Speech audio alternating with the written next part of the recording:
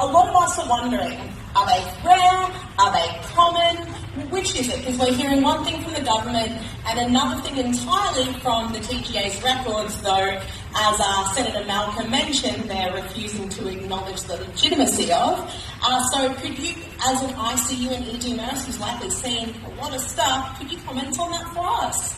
This is really interesting because right now, as you ask me that question, I can actually feel my heart racing because I'm speaking out right now the stuff that you guys don't know about.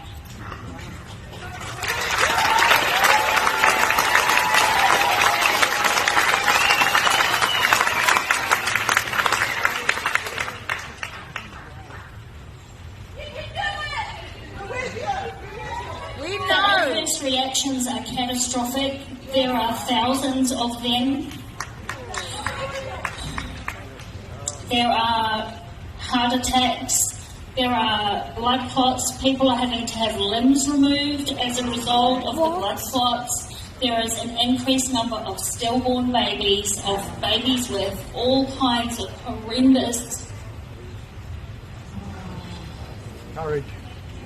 It helps as a mum to hear that, doesn't it? Cancer is on the rise. People who have been in remission from cancer are now, it's coming back with a vengeance. It is not a vaccine. It is not a vaccine.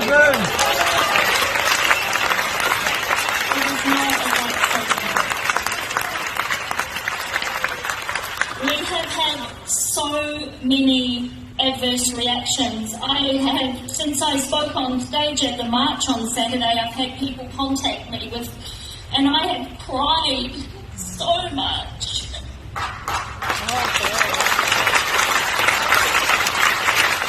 here for humanity. I don't give a shit about my career and the money and all of that. I am here for humanity. I am making a stand.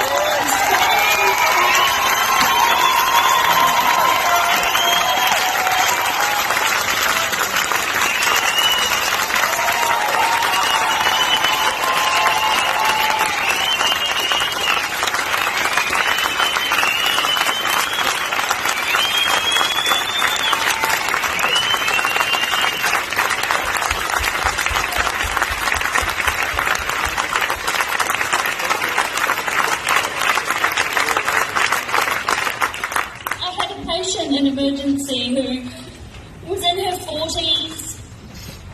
She came in really short of breath and she wasn't responding to the normal treatment, Ventolin, things that we give for shortness of breath. I had a quick scan through her notes and I was looking all through her notes and she'd only been in the department for an hour or so and no one looked like they'd asked her if she'd had the vaccine. So I went into her room, she was in the COVID area and emergency, and I said, have you had the vaccine? And she said, you're the third person that's asked me that. It was not documented. So I said to the doctor, I think that this lady needs a treatment. She needs to have a D-dimer, she needs to have potentially a scan of her lungs, and sure enough, she had clots in her lungs. Like, this is the shit that's going on. Like, it's every day. There is a patient in intensive care who had a massive cardiac event and needed to be on he was critically unwell, having to be on what we call ECMO. It's a very intensive treatment in ICU.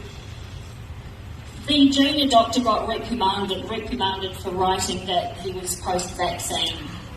And, it's the medico-legal requirement as a nurse and a healthcare professional is that we must document everything. If it's not documented, it didn't happen. And that has been the last 30 years of my life in this career up until now. So do you believe that the lack of documentation of presumed vaccine reactions is going to affect the number of people that can claim this new scheme for people to be able to be compensated for vaccine reactions? Do you think that's intentional? Absolutely. Yeah, absolutely. so nice for our government to offer money to people they don't recognise as being injured. But also there was a lady that just messaged me on Messenger just only yesterday, having had the vaccine at the convention centre here on the Gold Coast on Friday, had an anaphylactic reaction requiring adrenaline. She was hemodynamically unstable and needed to be ambulanced to the hospital. And at the end of all of that, she said to the doctor, "Can I get an exemption for the second one?" And they said, no, you just need to get the Moderna or AstraZeneca next time. That's murder! You haven't worked through the pandemic, but I trust that you know many doctors that have. One thing I wanted to ask you, and I know that there's rumours circulating, the imperatives to push vaccination as being safe and effective. Obviously, there's financial benefit to pharmaceutical companies, but I'm wondering, is there financial benefit to the doctors who are encouraging people to get vaccinated? Is that true, or is that not true? Well, there is some financial benefit as per a consultation. Right. All I'm aware of at this stage. Didn't know there was an